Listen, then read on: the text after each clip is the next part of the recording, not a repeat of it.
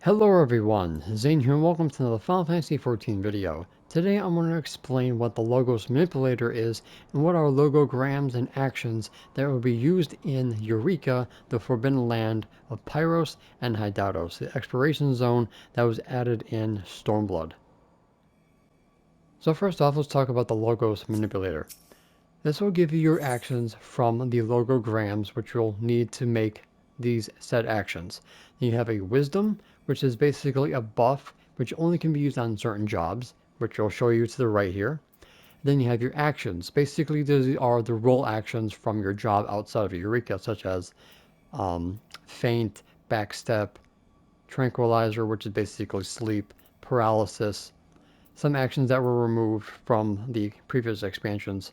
So you get Cure, Asuna, Incense, which is Provoke, Raise, and stuff like that. You only can have one wisdom up at a time and then one action up at a time. If you want a different wisdom or different actions, you're going to have to replace the ones that you previously had. So if we do Plate Bearer, which goes into the right tray, and Cure, which goes into the left tray, which is going to basically be square to make the menu pop up, and then circle to go to extract.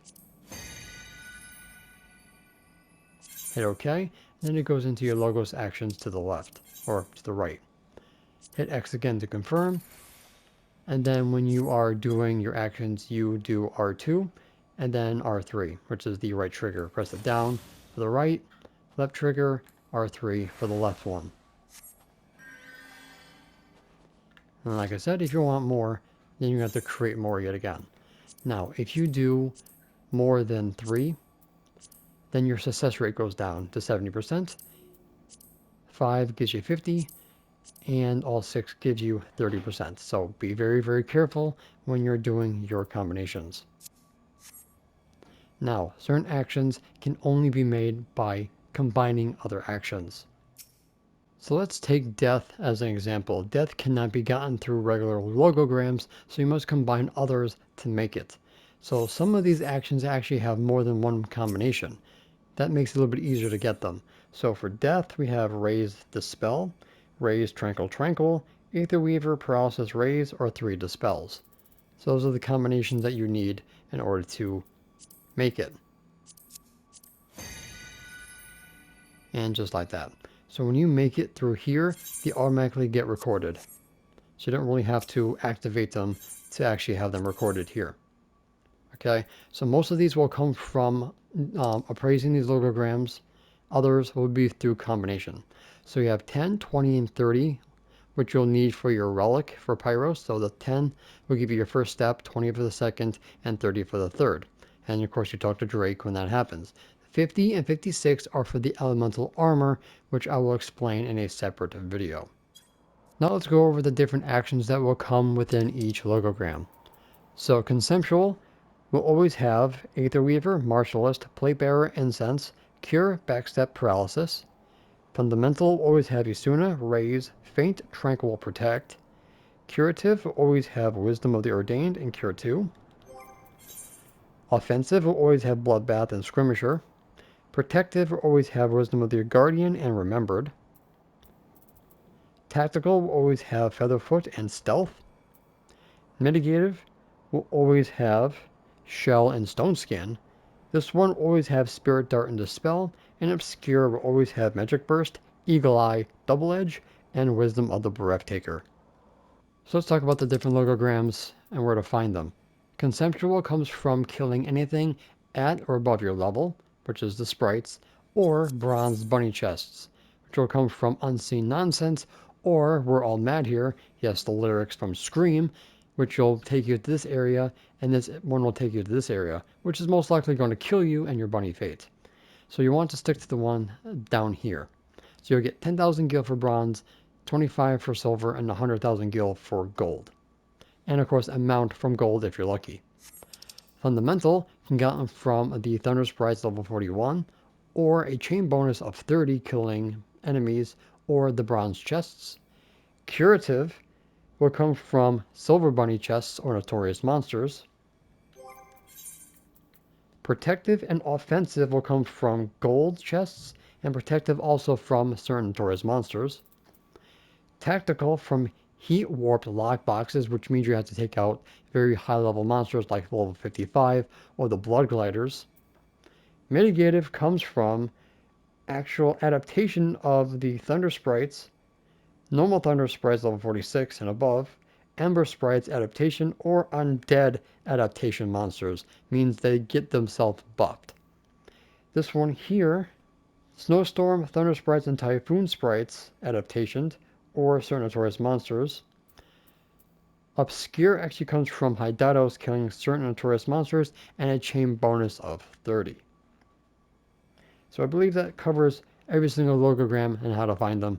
And obviously you can buy them off the market board. Now let's go over the actions and what they do. So first we have Aether Weaver, increases magic damage dealt by 60% for healers. Martialist increases damage dealt by 40% for tanks. Plate Bearer reduces damage taken by 80% while increasing max HP by 50%. Can be used on everything but tanks. Wisdom of the Guardian reduces damage taken by 45% while increasing max HP by 10 for tanks. Ordained increases max MP by 50% and healing magic by 25%. This is for healers only. Skirmisher increases damage dealt by 20%. This is for melees, casters, and ranged. The Watcher increases evasion by 25% while reducing damage dealt by 5%. This is for tanks. Wisdom of the Templar increases magic potency by 50% and max HP by 30 while reducing damage dealt by 5%. That's for casters. Irregular increases damage dealt by 30% while reducing magic defense by 60%. That's for DPS. Breathtaker increases poison resistance and movement speed, including mount speed, and increases evasion by 10%. That is for, I think, everybody. Remembered increases max HP by 10%, accuracy by 30, and grants a 70% chance of being revived. And that's for everybody. Protect and Shell reduces damage physical and magical by 22%. Death KOs a target, less HP the greater the chance. Focus grants a boost up to a maximum of 16, increases potency of the next weapon skill by 30% per stack. That's for everybody.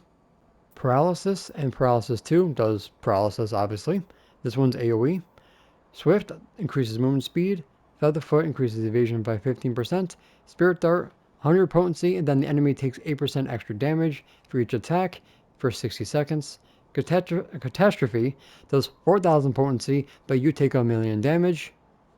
Dispel takes off a beneficial status from target. Feint does 100 potency, but reduces target's evasion, great on wind monsters. Stealth becomes undetectable, but those with true sight will see you.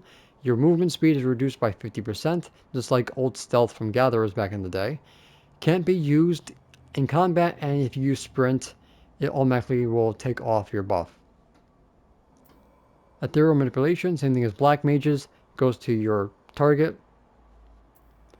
Backstep, same thing as Bard, you disengage Temyoln back.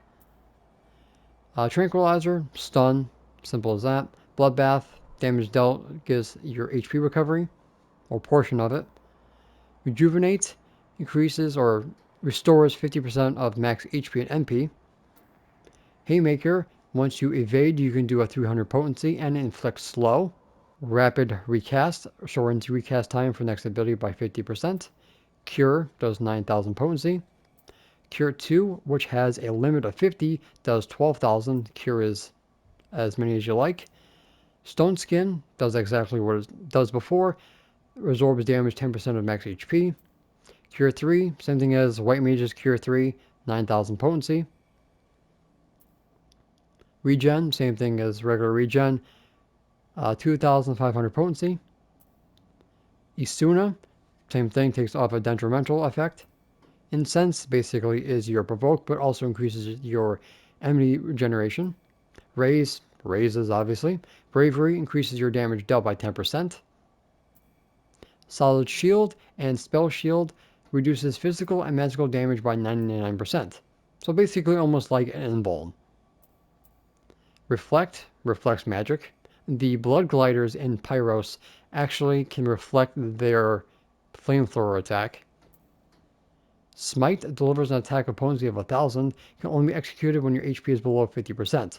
Restores an amount of own HP proportional to damage dealt. Refresh increases the amount of magia aether regeneration over time by self and nearby party members. You have Banish, does potency of 200, afflicts undead targets with Banish L, increases damage taken by 25%. Banish 3 does the same thing as Banish 1, except it's AoE and does 150 potency instead. Magic Burst increases spell damage by 100% while increasing HP cost. Double Edge increases physical damage dealt while dealing damage to self over time. Stacks increase every 3 seconds up to a maximum of 16 for each stack. Physical damage dealt is increased by 15% and potency of damage is increased to 360. So that's a pretty big attack. Eagle Eye Shot delivers a range attack with a potency of 80. Potency increases to 1000% the lower the target's HP, generates significant enmity upon use. Perception detects traps within a 15 yalm radius, mostly used in Baldessian Arsenal. If no traps exist within 15 yalms, detects whether any traps are present within a 36 yalm radius, only affected within dungeons. Wisdom of the Elder increases magic dealt by 35% while reducing magic damage taken by 22% and decreasing spell MP cost. Wisdom of the Duelist increases physical damage by 40% and maximum HP by 15%. Wisdom of the Fiend Hunter increases physical damage dealt by 25% and evasion by 25%. Indomitable reduces damage taken by 64%, grants 1 stack of HP boost each time damage equal to or greater than half of max HP is taken from a single target attack. And of course, Sacrifice restores all of the KO'd target's HP, cannot be executed if current afflicted with Sacrifice. Inflicts Sacrifice to self, when effect expires you will be KO'd. Now if you combined Sacrifice with the Remembered, you can raise another person in Baldessian Arsenal and then get raised yourself by your Spirit of the Remembered. So some people like to combo this, but it's, like I said, a one-time thing. So if you don't get yourself raised by your own, somebody else is going to have to sacrifice themselves to raise you, since normal raising in Baldessian Arsenal is not allowed. So make sure you do the mechanics right if you're doing it. So that's all of the actions and what they do. Like I said, most of these actions will never ever be used. Alright, so I think that's everything you really need to know about the Logos actions and the Logos manipulator.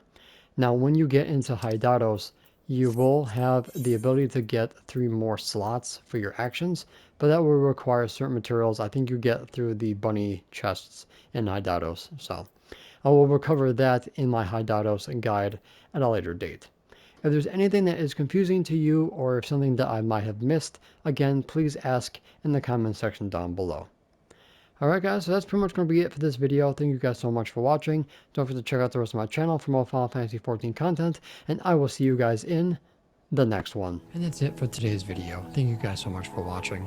Don't forget to leave a like, comment, and subscribe to my channel if you're new for more Final Fantasy XIV content and help with the YouTube algorithm. If you guys want to support my channel even further, consider becoming a YouTube member, Patreon supporter, or help me on Ko-Fi. The links for those will be in the description down below, as well as my Discord.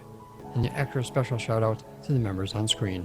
So until next time, may you forever walk in the glorious light of Lord Bahamut, and always remember to keep forging ahead.